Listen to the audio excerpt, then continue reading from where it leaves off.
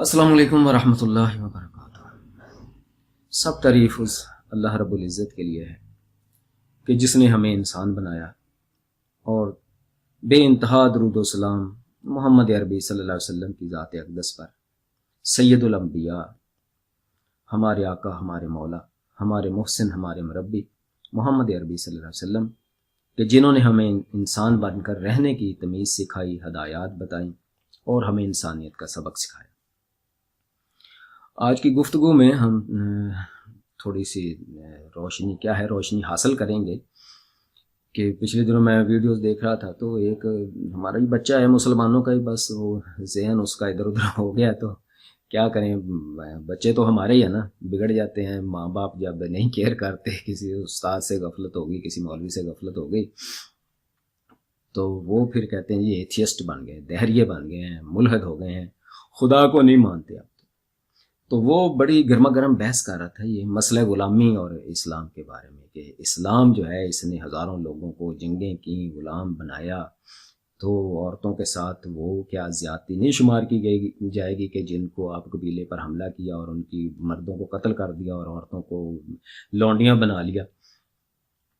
तो चंद सोचने की बुनियादी बातें। अच्छा, इस मसले पर अगर किसी को ब्रीफली किसी ने देखना हो, क्योंकि ज़ाहिर है मुख्तलिफ लोग इस तरह की वीडियोस देखते रहते हैं और ये इंटरनेट पर जो है आजकल ये मवाद ज़्यादा ज़ोर शोर से इस्लाम पर जो इतराज़ात हैं ये किए जा रहे हैं। तो एक छोटी सी बुक है, गालबन 100 भी नहीं पेज होंगे उसके, हो सकता है 100 से कोई 10-20 ऊपर, काफ़ी अर्सा पहले मैंने पढ़ी थी। सैयद अबुल आला मौदूदी रहमतुल्लाह अलैह की वो किताब है, उसका नाम ही ये है मसला गुलामी और इस्लाम। तो उसमें जो है टू द पॉइंट जो है वो बात सीधी सीधी की गई है कि इस्लाम जो है इसके बायस तो गुलामी में बतदरीज कमी आई है, लेकिन हमें ये जो दहरिये हैं, जो मुस्तशरिकीन हैं, जिनको कहा जाता है मगरबी लोग होते हैं, वो इस्लाम का मुताला इसलिए करते हैं कि हम इस्लाम में कहाँ कहाँ पर एतराज़ात करें और मुसलमानों के जहनों को जो है वो परागंदा करें, मुंतशिर करें। तो उसमें मौलाना ने बड़े अच्छे तसल्ली और तशफ़ी के साथ, एक दफ़ा बंदा पढ़ ले तो सारे शकूक व शुबहात जो जहन में शैतान या इस तरह के लोग जो डालते हैं वो सारे निकल जाते हैं। तो मैं उसको भी, गालिब कमाल को भी ये मशवरा दूंगा कि आप हमारे बेटों की तरह हो, उम्र में काफ़ी छोटे हो हमसे, तो ज़रा एक दफ़ा थोड़ी सी कोशिश करके, शायद PDF पर भी आपको मिल जाए, तो उसका मुताला कर लें। तो फिर आप जो है वो जिस तरह चाहे दिल खोल कर आप इस्लाम के ख़िलाफ़ जो है वो बातें करें, गुलामी के इस्लाम ने लाया या नहीं लाया जो भी है। तो असल में तो बात ज़ाहिर है मुझसे ज़्यादा अहले इल्म लोग जो हैं वो बैठे हुए हैं, उनसे बातें करते रहते हैं, डिस्कशन करते रहते हैं कि हकीकत में अल्लाह की ज़ात को ही जब आपने नहीं माना तो फिर इस्लाम क्या करता है, नहीं करता, फिर आपको इससे क्या लगे, आपने अब क्या करना है उसको बहस करके कि इस्लाम अच्छा है या बुरा है, जब आप ये मानते नहीं है कि अल्लाह की ज़ात है, कोई निज़ाम रिसालत का कोई निज़ाम अल्लाह ने बनाया, जब यही आपके नज़दीक कुछ नहीं है, तो फिर आप क्यों आगे बढ़ बढ़ कर जो है वो दूसरी बातें करते हैं। हाँ, तो यहाँ पर जो है वो हासिल मुतालिया मैं आपके सामने पेश कर देता हूँ कि ये जो एतराज़ है कि इस्लाम की वजह से जो है वो लौंडियाँ बनी और गुलाम बने लोग, तो इससे पहले ये सिस्टम चलता आ रहा था।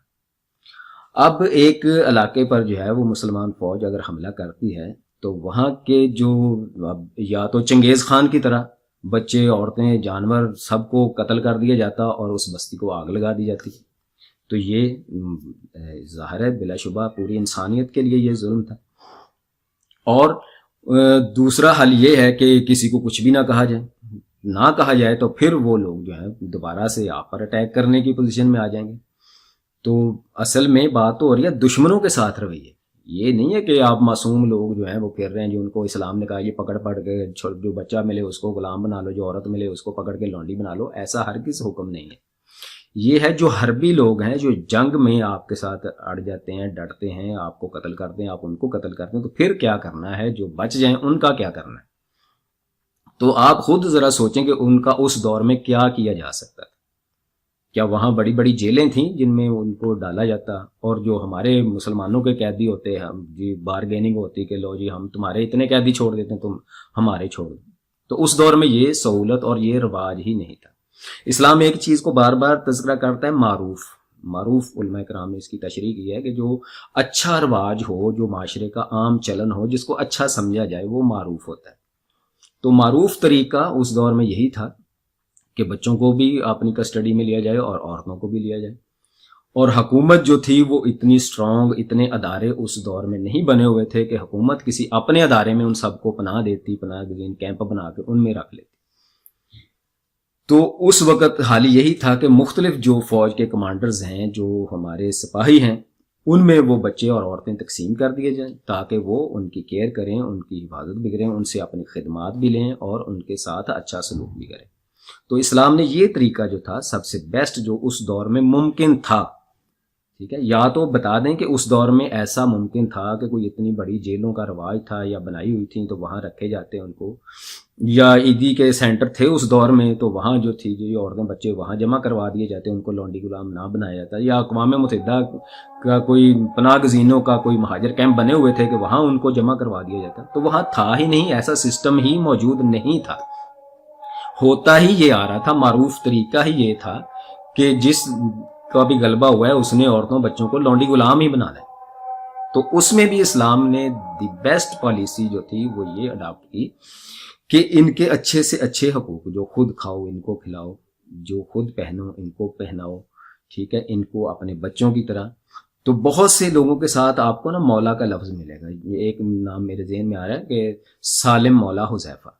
تو یہ کیا تھے؟ غلام تھے حضرت حذیفہ کے۔ تو ان کو کیا کہا گیا؟ سالم مولا حذیفہ۔ سالم وہ جو، یہ نہیں کہا گیا حذیفہ کا غلام، بلکہ حذیفہ کا مولا، حذیفہ کا دوست والی مددگار۔ تو یہ بہت بڑے عالم بنے ہیں، ٹھیک ہے، صحابہ کرام کے دور میں۔ آپ اگر عمر سیریز دیکھیں تو اس میں آپ کو یہ کریکٹر نظر آئے گا کہ جو حضرت خالد بن ولید کو مسلمان ہونے کے بعد جو ہے وہ قرآن پاک کی تعلیم دیتے، تو یہ ایک غلام تھے، ٹھیک ہے۔ تو اس طرح سے اسلام نے غلاموں کو اوپر اٹھایا اور لونڈیوں پر ظلم و تشدد کا اسلام نے خاتمہ کیا۔ اچھا، یہ کہ جو اسلام تو یہ کہتا ہے کہ بیوی کو بھی ایک تھپڑ لگا دو، تو اس دور میں کہ جب جو ہے بیوی کو اور جانور کو ایک برابر رکھا جاتا تھا، تو وہاں پر اگر کوئی سرکشی کرتی ہے، یہ نہیں ہے کہ بلا وجہ جو ہے نا نمک آٹے میں، وہ سالن میں نمک کم ہے تو 2 تھپڑ لگا دو، ٹھیک ہے جی، روٹی آدھی کچی آدھی جل گئی ہے تو 2 تھپڑ لگا دو، اس طرح نہیں اسلام نے کہا۔ ناگزیر حالات میں کہا ہے کہ اگر ضرورت بھی پڑے، ہم اصل میں دیکھتے ہیں کہ آج جو مغرب میں اپنے سگے بچے کو بھی 1 تھپڑ لگائیں تو وہ پولیس کے پاس جا سکتے ہیں۔ تو اس دور کے حالات کو مد نظر رکھیں کہ معاشرہ کیسا تھا، ہو کیا رہا تھا، وہاں پر اسلام نے آہستہ آہستہ تدریجاً ان کو تربیت کی ہے اور اس راستے پر ڈال دیا کہ آہستہ آہستہ دیکھیں بے شمار آپ جرائم اور گناہوں کی سزا میں اللہ تعالیٰ کہتا ہے، نبی پاک صلی اللہ علیہ وسلم نے، کہ اتنے غلام آزاد کرو، یہ ہو گیا تو اتنے غلام آزاد کرو۔ غلاموں کو آزاد کرنے کی ترویج اور مشورہ دیا۔ صدیق اکبر رضی اللہ تعالیٰ عنہ کی آپ ہسٹری پڑھیں تو بے شمار غلاموں کو انہوں نے آزاد کرایا۔ قرآن پاک کی تفسیر میں آپ کو ملے گا کہ ان کے والد نے جب کہا کہ تم جو ہے یہ کمزور سے جو ہیں ان کو غلاموں کو لے کے آزاد کرواتے ہو، کوئی ہٹے کٹے کاریگر جو ہیں ان کو آزاد کرواؤ، وہ تمہارا کام بھی کریں، تو انہوں نے کہا کہ میں یہ سارا کچھ اللہ کی رضا کے لیے اور نبی پاک صلی اللہ علیہ وسلم کی خوشی کے لیے کر رہا ہوں کہ جو لوگ مسلمان ہو جاتے ہیں اور ان کے آقا ان پر ظلم کرتے ہیں تو میں پھر ان کو خرید کر آزاد کر دیتا ہوں۔ تو اس طرح سے اسلام نے انسانیت کو اس پٹڑی پر چڑھا دیا کہ جو آہستہ آہستہ آہستہ غلامی کا جو مسئلہ ہے یہ ختم ہو جائے۔ اس طرف کو یکدم فوراً اس دور میں ہی، نبی پاک صلی اللہ علیہ وسلم کے دور میں، صحابہ کے دور میں، فوری طور پر اس کو جو تھا 2 ٹوک الفاظ میں مسئلہ غلامی کو ختم نہیں کیا جا سکتا کہ ہزارہا سال کی یہ ہسٹری انسان کی چلی آ رہی تھی۔ تو یہ ہے جس کو ہم کہتے ہیں کہ پاسبلٹی ایک چیز کی بھی دیکھنی چاہیے کہ یہ پاسبلٹی ہی نہیں تھی اس دور میں کہ ایسا ہو سکتا کہ ایک ہی حکم نبی پاک صلی اللہ علیہ وسلم دیتے کہ یہ جو ہے نا سارے غلام آزاد ہیں، ساری لونڈیاں آزاد ہیں۔ تو پھر معاشرے میں ایک نیا جو تھا انتشار جو تھا اس کا برپا ہونے کا اندیشہ تھا، تو اس لیے آہستہ آہستہ تدریجاً اس کو جو تھا، جو آپ بھی بڑا کہتے ہیں کہ ارتقا کرتے رہتے، تو اس میں بھی ارتقا کی ضرورت تھی، تو اس لیے اسلام نے ایسا کیا۔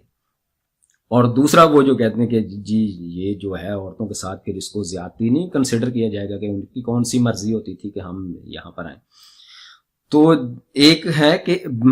اس سے پہلے کیا ہو رہا تھا، ذرا اس کو دیکھیں کہ ایک جو لونڈی ہے اس کا کوئی ایک خصم نہیں ہے، پورے کے قبیلے کی وہ لونڈی ہے، پورے معاشرے کی وہ لونڈی ہے، جس کا دل چاہتا ہے اس کو پکڑ لے۔ لیکن اسلام نے کیا کیا، اس میں سب سے دی بیسٹ کیا ہو سکتا تھا کہ اس کا ایک ہی خصم ہو، اس کا ایک ہی آقا ہو، ایک ہی مالک ہو، ٹھیک ہے۔ گو کہ آپ کہتے ہیں کہ اس کے ساتھ کیوں نہیں نکاح، آزاد عورت کے ساتھ نکاح ہوا، تو یہ بھی کہا گیا کہ جو آزاد عورتوں سے نہیں نکاح کر سکتے وہ لونڈیوں سے کر لیں، اور لونڈی کا بھی ایک ہی سرپرست، ایک ہی خصم بنایا اسلام نے۔ اور کس معاشرے میں کہ جب بے شمار اس پر ہاتھ ڈالنے والے درندے موجود تھے تو اس کو تحفظ دیا، شیلٹر دیا۔ لیکن آپ آج کل کے دور کے حساب سے بات کرتے ہیں کہ یہ جی عورت کی، اس کی لونڈی کی تو مرضی نہیں ہوتی تھی، تو اس طرح جو صحابی تھے تو انہوں نے بھی زیادتی کی۔ تو یہ آپ اس طرح سے نہ سوچیں، اس دور کو دیکھیں، سامنے رکھیں۔ تو اسی لیے علماء کرام کہتے ہیں قرآن کو آپ نے سمجھنا ہے، حدیث کو سمجھنا ہے، تو ذرا اس دور کی کتابوں کو، اس دور کی شاعری کو،